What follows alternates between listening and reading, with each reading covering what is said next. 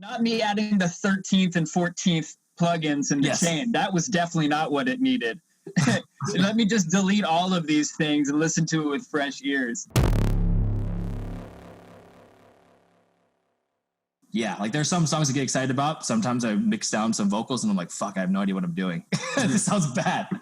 So like that's something that over the course of the years, I want to be super confident in my ability to, like, if I have my hand on a record, I'm going to make it a hit because I know that I can do that. So yeah. Yeah, man, that's crazy to hear though, because every time I'm struggling with a vocal, I send it to you and be like, "Yo, what would you do to this, man?" No, I mean, even for me, like I've been proud of some of the vocal mixes I've done in the past, and then some of the vocal mixes I've done recently. I'm like, man, that sounds brittle. That sounds thin. I know what I could do, but why isn't it working this time? Because every vocal is different, you know. So yeah. I've definitely had some issues where I realize like, oh, I'm just like over processing it. Just let me here's what I'll do. Delete every plugin in the chain and listen to the raw vocal again and be like, okay, what's it actually need though? Yeah. Not me adding the 13th and 14th plugins in the chain. That was definitely not what it needed. Let me just delete all of these things and listen to it with fresh ears. And I think that's one thing that a lot of people get scared of is like starting a mix over. They think, no, I've already done all the work. I got to keep it. Like, sometimes delete plugins. And, you know, if you want to save that version and save version 2.0 of your session and but it's such a beautiful thing to just take all the faders back down to negative infinity and bring them back in the order of importance. Like Seth Drake talks about, find the nuggets, connect the dots. Like, what is the actual core of this song? Let me make that part sound good again and then see where I'm at with fresh ears. I think that's such an important topic. That actually segues perfectly into the one thing that I wanted to bring up in discussion today, which is, like you said, deleting everything and starting again. Like I ran into a similar issue working, not like the same issue, but basically, okay, so actually, Richie, it's on the collab that we were working on. So you had like the break and the pre-chorus, and then like we were working on coming up with some other drop ideas. And so like I left the entire intro, break, pre-chorus, and I was just trying to come up with a drop idea. And like everything I was doing just kind of felt stale. And I was like, fuck, man, like what's going on here? I spent like 2 sessions like trying to come up with a drop idea and it just wasn't working. And I was like, what are we going to do? And then I was like, you know what? Fuck it. Like, let me just take the entire like 3 vocal groups, copy those over to the right.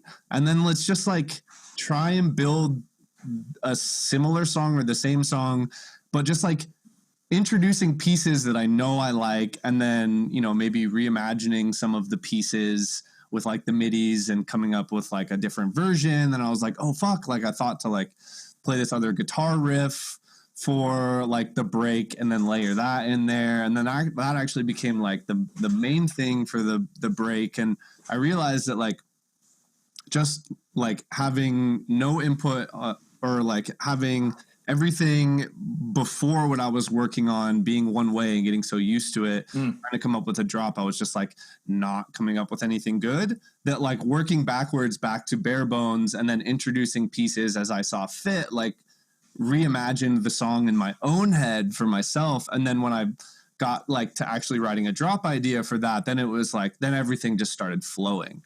And so like, I think this is also one thing that like most people don't really talk about as far as workflow is working backwards, like being okay with the fact that like what you've done up until this point might be good, but you're going for great. So like strip it back to what you know is great and then try again and see what you get. And now I'll play you the song at some point. It's not mixed yet, but I'm really quite happy with the final result now.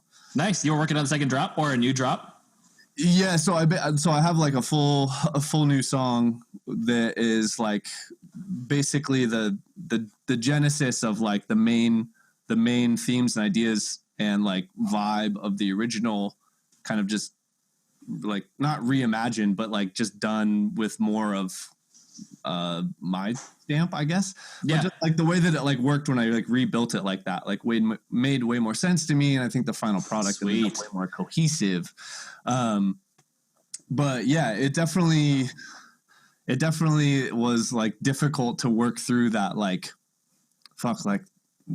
getting over the mental resistance of doing all of that work again. And so I like started that process at noon yesterday. I worked on that song until 6 a.m. to get to get a full song. And now I have something I'm really proud of. But like, yeah, that's awesome. The resistance, if I was just like, no, I just got to keep plugging away at these different drop ideas, like I never would have got there. Yeah. I think it's kind of like when you are writing a melody or a top line lyrics to a song, it's impossible to do that if you already have another vocalist singing, because your mind is just hooked on that other main face, like for me, if I'm singing harmonies or trying to find a top line, if I create a decent top line, I have to mute it, go back to the chords by themselves, and then rethink of a new top line that could be better. But if you like are stuck on an old drop idea, the drop idea's already got the face and everything in there. It's almost impossible to rethink or imagine a new drop because you've already got the face already baked into that drop. Yeah. So going back to the chords, stripping it down and sort of like you said, reimagining it is such a great way to develop those new ideas. Yeah. Sample yourself. Be Kanye. Yeah. Yeah, man. I'm getting this picture of like thinking about back in the day how they used to mix. Like they would record everything to these big reel-to-reel tapes, and they would just have raw audio on the tapes, and then they would run it through like a big mixing board, like an SSL or something, and print it to another tape. They would do all the work in one session and print it to another tape, and then zero out the board. And they would present that to the label. And if they didn't like that mix, they would start over with the raw files and bring everything back up one channel at a time and mix it together. I heard they did that, like, I don't know the actual number, but like 40, 50 times for the record Beat It by Michael Jackson.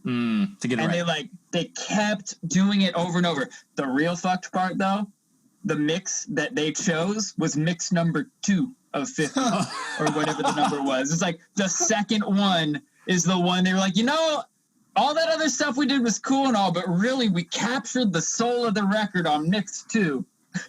That's crazy. They couldn't have realized that by mix 4 either. Yeah. Like, please, come on now. Not 50 mixes. That's crazy. God, I feel so bad about everything we complained about earlier now. I know. I was just thinking, I'm glad I got into music in this day and age, because that's way too much work. There's no way I would do that. For real. Yeah, plus we get to work in our living rooms in quarantine. We don't have to go into the studio and have access to somebody else's $10 million setup to work at all.